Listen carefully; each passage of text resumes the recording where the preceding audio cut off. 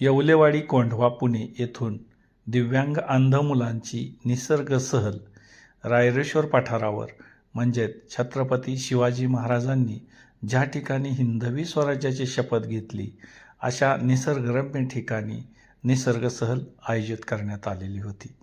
या मुलांना पुणे येथून रायरेश्वर पठाराच्या पायथ्याला आणलं आणि इथे त्यांना सूचना देण्यात आल्या की या ठिकाणी आपल्याला खड्डे, पायऱ्या, दगड, शिडी याच्या साहाय्याने रायरेश्वर पठारावर चढाई करायची आहे. या मुलांनी आनंदाच्या भरात सांगितलं की सर कोणतीही काळजी करू नका, आम्ही हा रायरेश्वर पठार सर करणारच.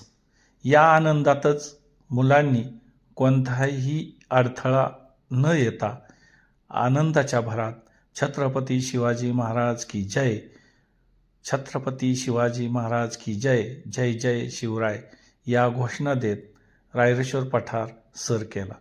वरती गेल्यानंतर आल्हाददायक वातावरणात मुलांचा आनंद गगनात मावत नव्हता.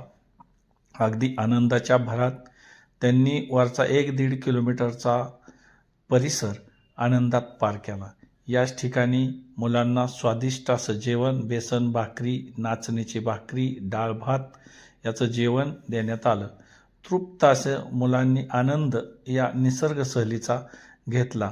जेवणही त्यांना स्वादिष्ट दिलं. त्याच ठिकाणी कवी संमेलन आयोजित करण्यात आलं. या ठिकाणी या मुलांनी गाणी म्हटली आणि त्यांना या गाण्याच्या बदल्यात त्यांना रोख स्वरूपाची बक्षिसं देण्यात आली. किती सुंदर अशा आवाजात या मुलांनी त्यांनी गाणी म्हटली आणि आनंद व्यक्त केला. या कवी संमेलनामध्ये अस्मिता रांजणे या लहान कवयित्रीने आपल्या कविता सादर केल्या.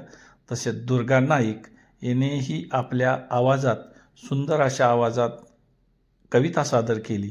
या ठिकाणी कार्यक्रमाच्या सांगता समारंभामध्ये मुलांनी छत्रपती शिवाजी महाराजांचं गीत गाऊन कार्यक्रमाची सांगता केली.